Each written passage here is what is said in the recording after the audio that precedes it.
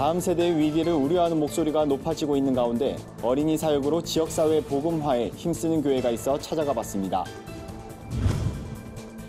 한국 오픈도어 선교회가 5월 한 달간 스리랑카 교회를 돕기 위한 캠페인을 진행합니다. 올해 창립 134주년을 맞는 연세대학교가 조찬 기도회를 열고 세계 선교에 앞장설 것을 다짐했습니다. 안녕하십니까. 구TV 뉴스입니다. 한국교회 침체와 함께 다음 세대의 위기를 우려하는 목소리가 높습니다. 이런 가운데 주니어 브라스 밴드를 개설해 다음 세대를 세워가는 교회가 있어 관심을 모읍니다. 어린이 사역을 통해 지역사회 복음화에 힘쓰는 구세군 영등포 교회의 한혜인 앵커가 다녀왔습니다.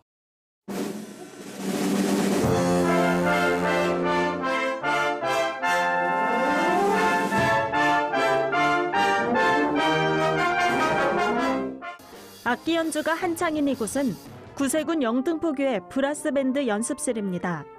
구세군 영등포교회의 브라스밴드는 2004년 시작됐습니다. 당시 초등학생이었던 단원들은 어엿한 성인이 돼 유치원생과 초등학생으로 구성된 주니어 브라스밴드를 가르칩니다.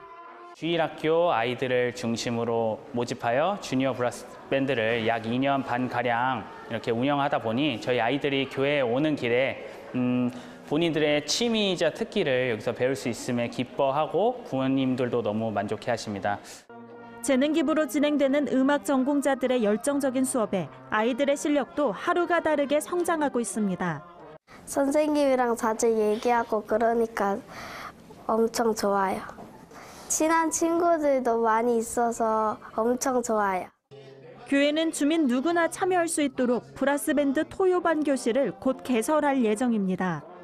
구세군 영등포교회 김규환 사관은 다음 세대를 세워가는 교회란 표어 아래 지역사회 어린이들을 섬기는 사역에 앞장서겠다고 밝혔습니다.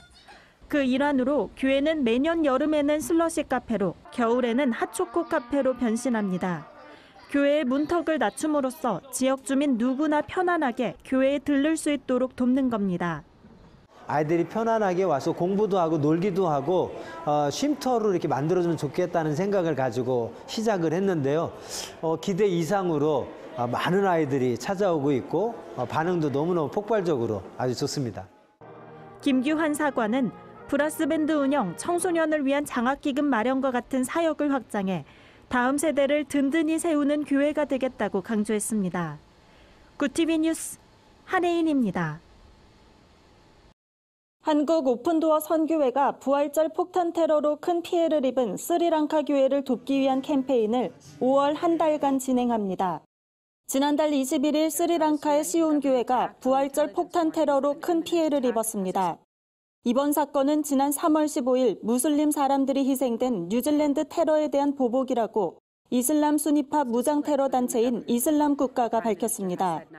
스리랑카 교회에서 발생한 희생자는 359명이며 부상자는 500명이 넘습니다. 이 중 상당수는 어린이였습니다. 주일학교를 마친 아이들이 교회 입구에 있었으며 테러범 역시 근처에서 자살 폭탄 테러를 터뜨렸기 때문입니다. 한국 오픈도어 선교회는 지난 30년 동안 내전으로 아픔을 겪은 스리랑카 지역에 또다시 커다란 비극이 발생했다며 사랑하는 사람들을 잃은 사람들을 위해 교회 재건과 공동체 회복 등을 위해 한국을 비롯해 세계 교회가 함께 기도해 줄 것을 요청했습니다.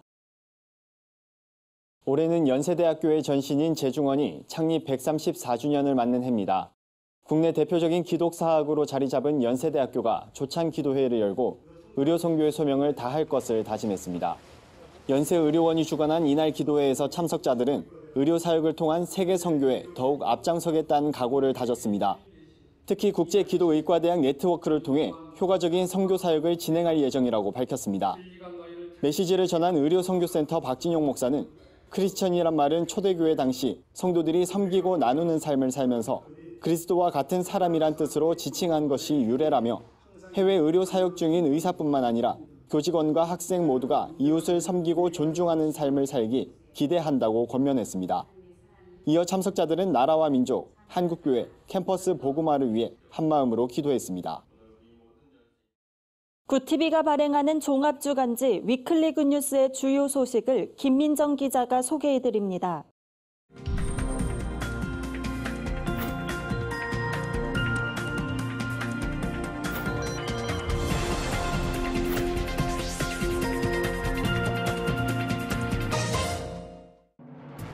이번 주 주요 뉴스 브리핑입니다.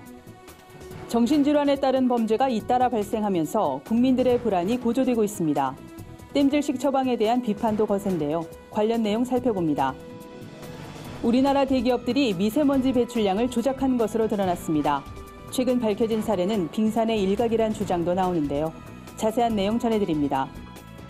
고령화 속도가 급격하게 빨라지면서 기존의 대응 방식으론 근본적인 문제 해결이 어렵다는 지적이 나오고 있습니다. 전문가의 의견을 들어봤습니다. 최근 가정해체 현상이 늘면서 고독사도 함께 늘고 있습니다. 무연고 사망자의 장례를 돕고 있는 한마음 장례실천 나눔회 이재동 사무국장을 만났습니다.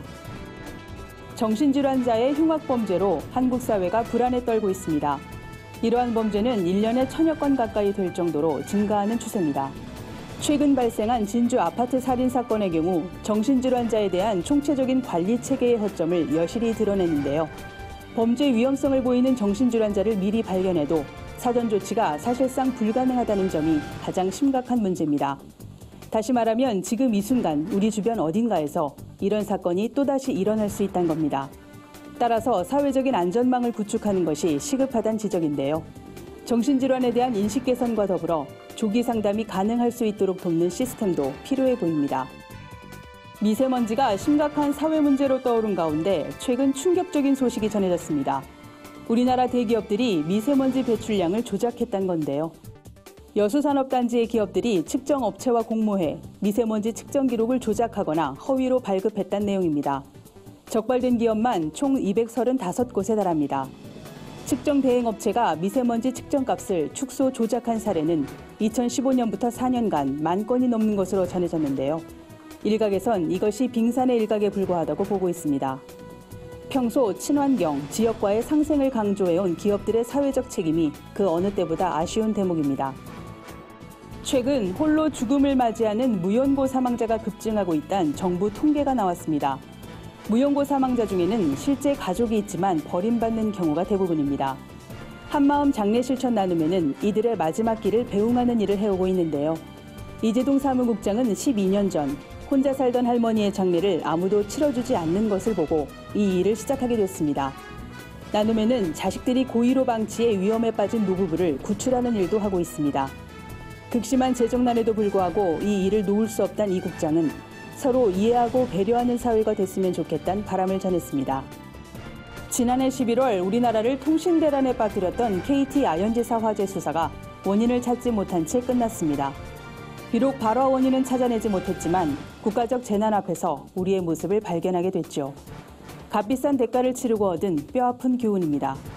또 다른 참사가 일어나지 않도록 막는 것이 모두의 과제로 남았습니다. 지금까지 위클리 뉴스 브리핑이었습니다.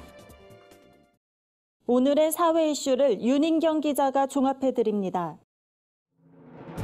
오늘의 이슈 포커스입니다. 선거제 개혁 법안 패스트트랙 지정에 대해 잘했단 평가가 잘못했단 평가보다 많다는 여론조사 결과가 발표됐습니다. 여론조사기관 리얼미터가 최근 전국 19세 이상 성인 503명을 대상으로 조사한 결과 패스트트랙 지정을 긍정평가한 응답은 51.9%로 집계됐습니다. 또 패스트트랙 대치 국면에서 민주당과 한국당 지지층이 각각 결집하면서 무당층이 감소하고 양당 지지도가 나란히 상승한 것으로 나타났습니다. 리얼미터는 민주당과 한국당 지지도가 3주째 상승했다며 중도층이 양 진영으로 쏠리면서 양극화가 심화한 데 따른 것으로 풀이된다고 해석했습니다. 최저임금의 대폭 인상으로 구직자들의 임금 기대 수준도 높아진 것으로 나타났습니다. 고용노동부가 발표한 자료에 따르면 지난해 공공취업지원 포털 워크넷에 등록된 구직자 가운데 희망 월급이 월 150만 원에서 200만 원인 구직자 비율이 45.4%로 전년도보다 눈에 띄게 높아졌습니다. 희망 임금이 150만 원 미만인 구직자는 2.9%에 불과했습니다. 지난해 최저임금이 인상되면서 많은 구직자들이 기대 수준을 높인 것으로 풀이됩니다. 그룹 방탄소년단이 미국 빌보드 뮤직 어워즈에서 한국 가수 최초로 2관왕에 올랐습니다. 주요 부문으로 꼽히는 톱듀오 그룹상을 한국 가수가 받은 것은 이번이 처음으로 K-팝 역사를 새로 썼다는 평가입니다. 이 부문에서 방탄소년단은 마룬5, 이매진 드래곤스 등 세계적인 그룹과 경쟁했습니다. 대중음악 평론가들은 한국 대중음악이 미국 팝의 중심부에서 그 성과를 공인받은 역사적 순간이라며 한국어로 된 음악으로 이뤄낸 성과란 점에서 전 세계 음악 산업에 던지는 메시지가 크다고 평가했습니다. 통계청에 따르면 전년 대비 소비자 물가 상승률이 4개월째 1%를 밑돌고 있습니다. 4개월 연속 0%대를 찍은 건 2016년 이후 처음입니다. 원인은 석유류 가격 하락과 서비스 물가 상승세 둔화로 인한 것으로 분석됩니다. 하지만 휘발유와 돼지고기, 달걀 등 주요 품목이 오름세를 보이면서 체감 물가는 상대적으로 높다는 목소리도 나옵니다. 정부는 아프리카 돼지열병 유행 등 물가 상승 요인을 면밀히 관찰해 서민 부담을 완화하겠다는 방침입니다. 구티비 뉴스 윤인경입니다. 주요 단신입니다. 서울 강남구에 소재한 한 대형 교회에서 당회 개최 문제를 놓고 성도 70여 명이 충돌한 것으로 알려졌습니다. 원로 목사 측 20명과 담임 목사 측 50여 명이 대립하면서 생긴 이번 사건은 약 3시간가량 이어졌으며 경찰이 투입되고 나서야 종료됐습니다. 이 과정에서 4명의 부상자가 발생해 인근 병원으로 이송됐고 사건은 향후 수사기관에서 처리될 것으로 보입니다. 배우 신혜라 씨가 영화 교회 오빠 특별 시사회에 참석한 리뷰 영상이 공개됐습니다. 신 씨는 어떤 상황 속에서도 믿음을 끝까지 지키며 사명을 다한 이관희 집사를 통해 많은 열매가 맺어지길 기도한다고 전했습니다. 영화 교회 오빠는 자신과 아내의 말기암 판정, 어머니의 죽음에서도 하나님을 향해 나아갔던 고 이관희 집사의 삶을 담았습니다. 한국장애인재단과 아름다운 가게가 저소득 장애 아동을 위한 기립 보조기기 전달식을 진행했습니다. 재단은 지체장애 및 뇌병변 장애 아동과 기립 보조기기가 필요하다고 인정되는 총 12명의 아동을 최종 수요자로 선정했습니다. 재단은 앞으로도 장애 아동을 위한 지속적인 나눔을 수행해 나가겠다고 밝혔습니다. 뮤지컬 배우 함연지 씨가 미랄복지재단의 홍보대사로 위촉됐습니다. 이번 위촉은 재단이 운영하는 장애인 시설 굿일 스토어에서 봉사활동을 꾸준히 펼쳐온 함 씨의 노력이 계기가 됐습니다. 함연지 홍보대사는 장애인 등 취약계층을 향한 관심을 유도하고 나눔 문화 확산을 위한 홍보 활동을 펼칠 예정입니다. 이상으로 뉴스를 마칩니다. 구티비 뉴스는 인터넷 신문 데일리 굿뉴스를 통해서도 보실 수 있습니다. 시청해주신 여러분 고맙습니다.